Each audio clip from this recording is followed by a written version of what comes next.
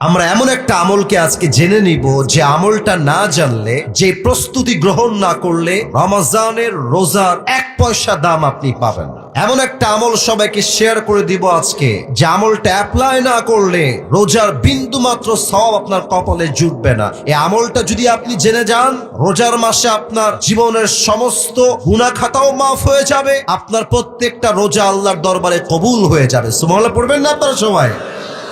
আসুন আমরা শুরু করি। রমাদানের প্রস্তুতি আমরা কেমন ভাবে নিব। এক, রমাদানের পূর্ব থেকেই সকলেই বেশি বেশি পাঠ করবেন আস্তাগফিরুল্লাহ। বলেন সবাই আমার সাথে, জবানটাকে আওয়াজ দিয়ে, আওয়াজ যেন কমে না যায়। বলেন সবাই এক বাক্যে আস্তাগফিরুল্লাহ। আরেকবার পড়েন সবাই আস্তাগফিরুল্লাহ। আস্তাগফিরুল্লাহ পড়লে লাভ কি হবে? কোরআনে আল্লাহ তাআলা বলেছেন 24 নম্বর পারার 3 নম্বর পৃষ্ঠা, قل يا عبادي الذين أسرفوا على أنفسهم لا تقنطوا من رحمة الله إن الله يغفر الذنوب جميعا إنه هو الغفور الرحيم।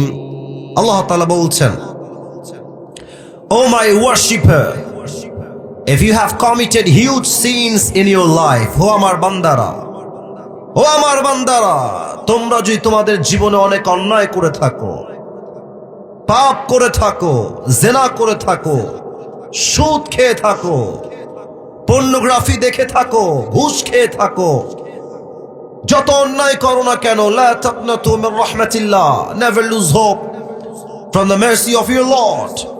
রবের রহমত থেকে নিরাশ হয়ে যেও না, ভরসা হারিয়ে ফেলো না।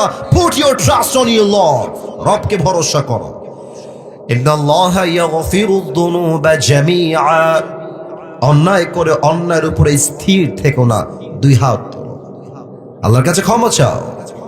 আল্লাহকে বলো, আল্লাহ আমার পাপ হয়েছে, আমার অন্যায় হয়েছে, আমি ভুল করেছি, আল্লাহ তুমি আমারে মাফ করে দাও। আল্লাহ কি বলছে দেখেন, আল্লাহ বলছে, বান্দা যখন তুমি আমার কাছে ক্ষমার নিয়তে 2টা হাত তুলবা, তোমার চোখের পানি নাকের ডগায় আসার আগে আমি আল্লাহ তোমার জীবনের সব গুনাহ মাফ করে দিব।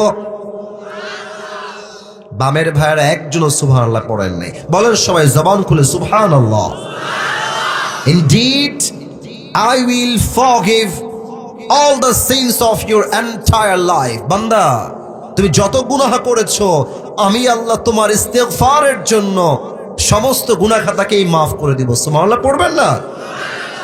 আচ্ছা, একটা প্রশ্ন করেই ফেলি, দেখা যাক আপনারা মন থেকে আমাকে উত্তর করছেন কিনা।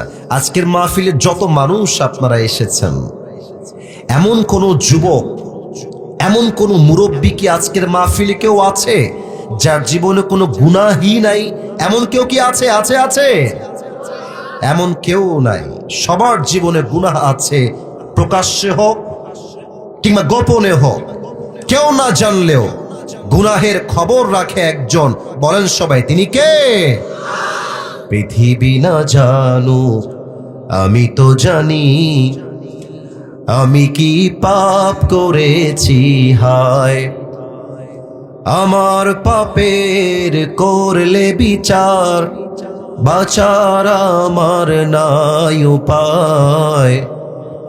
দয়াময় প্রভু মাফ করো আমায়, মাফ করো আমায়। পড়েন সবাই আমিন।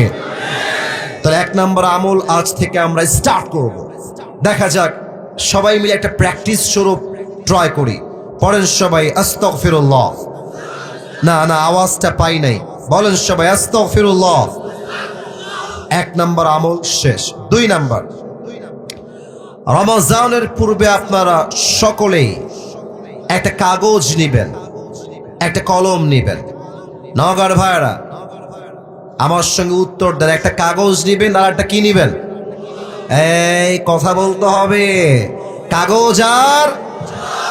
কাগজ কলম নিয়ে বসবেন আর লিখবেন বিগত রমজানে কোন কোন কারণে আমি কোরআন তেলাওয়াত করতে পারি নাই, কোন কোন কারণে আমি তাহাজ্জুদের নামাজ পড়তে পারি নাই, কোন কোন কারণে আমি তারাবির নামাজ পরিপূর্ণ 20 রাকাত পড়তে পারি নাই, কোন কোন কারণে আমার দান সদকা করা হয় নাই, কোন কোন কারণে আমি রোজার প্রত্যেকটা দিন কোরআন তেলাওয়াত করতে পারি নাই। প্রত্যেকটা কারণকে চিহ্নিত করবেন যে এই কারণে আমার এই ইবাদত মিস হয়ে গেছে। কারণগুলোকে চুজ করবেন এবং নিয়ত করবেন যেই কারণে আমার আল্লাহর ইবাদত গত রমজানে আমি করতে পারি নাই, এই রমজানে এমন কোন কারণের আশেপাশেও আমি যাব না। বলেন সবাই আওয়াজ করে ইনশাআল্লাহ।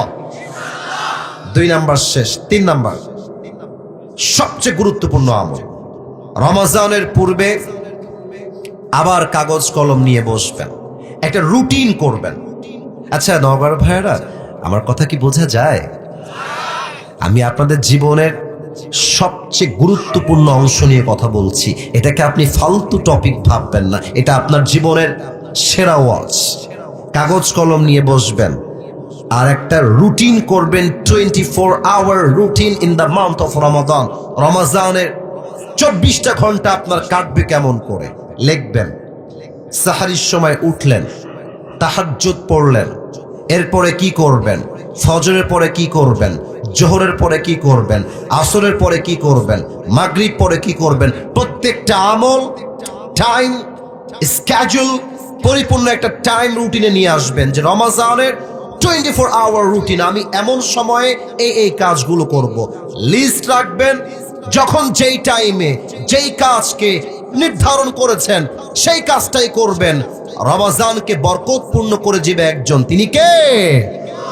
3 নাম্বার শেষ। এবার আসুন সবচাইতে গুরুত্বপূর্ণ আমল, যে আমলটা যদি আপনি এখন থেকে অ্যাপ্লাই না করেন রোজার কোনো দাম আল্লাহর কাছে থাকবে না। এটা এমন একটা আমল যে আমলটা আজকের মাহফিলের 99% পিপল, প্রায় বলতে গেলে 99% মানুষ এই আমলটা জানে না। এই আমলটা না করলে রোজা আপনি 1 পয়সাও লাভ পাবেন না। শোনেন, আল্লাহর হাবিব বলেছেন রমজানের রোজা রেখেও যে তার অন্তরে তার ভাইয়ের জন্য বিদ্বেষ পোষণ করে, হিংসা পোষণ করে, সে যতই রোজা রাখুক, যতই সে না খেয়ে থাকুক, তার রোজার 2 পয়সা দাম আল্লাহর কাছে নাই। ঠিক কিনা বলেন? হাদিস শোনেন, আল্লাহর হাবিব বলেছেন ইয়া বুনাইয়া ইন ইসতাতা'তা, হে আমার উম্মতেরা শোনো, হায় হায় হায়, যদি তোমরা পারো, ইসতাতা'তা, যদি সম্ভব হয়, আমি নবীর সবচেয়ে বড় একটা আমল বলে দিয়ে যাই, এর চাইতে বড় সুন্নাত, এর চাইতে বড় আমল আমি নবীর আর কিছুই নাই। সবচেয়ে বড় আমল কি আমল? তুমি একটা দিন অথবা একটা রাত এমন ভাবে পার করবা, যেই রাত এবং যেই দিনে তোমার অন্তরে কারো জন্য চুল পরিমাণ, একটা জাররা শস্যের দানা পরিমাণ হিংসা থাকবে না, বিদ্বেষ থাকবে না। যদি এই আমলটা করতে পারো, এটাই হচ্ছে আমি নবীর জীবনের সবচাইতে সেরা আমল। এর চাইতে বড় আমল আর কিছুই হতে পারে না। সুবহানাল্লাহ পড়বেন না আপনারা? অতএব রমজানের পূর্বে আসুন আমরা নিয়ত করেই মূল বিষয়ে ফিরে যাই। সবাই এই ডান হাতটা তুলবেন, সবাই ডান হাত তুলবেন। Raise your right hand. ডান হাত সবাই তুলেছেন, মাশাআল্লাহ। এবার এই ডান হাতটা বুকে রাখেন, বুকে রাখেন। আমি যা বলবো you have to repeat after me. আমি যা বলবো আব্বা জান, আমি যা বলবো যুবক ভাইরা, আমি যা বলবো আম্মা জানেরা, আপনাকে তাই বলতে হবে। বলেন সবাই জবান খুলে, আগে একটা কাশি দেন, মাশাআল্লাহ। বলেন সবাই আল্লাহকে ডাক দিয়ে, বলেন সবাই আল্লাহ, আরেকবার আল্লাহ। রমজানের পূর্বে আমি দিল থেকে তোমাকে ওয়াদা দিলাম। ওয়াদা দিলাম আওয়াজটা আসে নাই, মেবি আমার কানে কোনো প্রবলেম হবে। বলেন সবাই, ওয়াদা দিলাম। আর একবার, ওয়াদা দিলাম। আজ থেকে আমি, সবাই একটু হার্ট তথা হৃদয়ের দিকে তাকান, বলেন এই অন্তরে, আর একটু জোরে, এই অন্তরে আমি কারোর জন্য কোন হিংসা বিদ্বেষ কখনো পোষণ করব না, রাখবো না। বলেন এবার দুই হাত তোলেন, সবাই দুই হাত তোলেন, এবার বলেন সবাই জবান খুলে ইনশাআল্লাহ।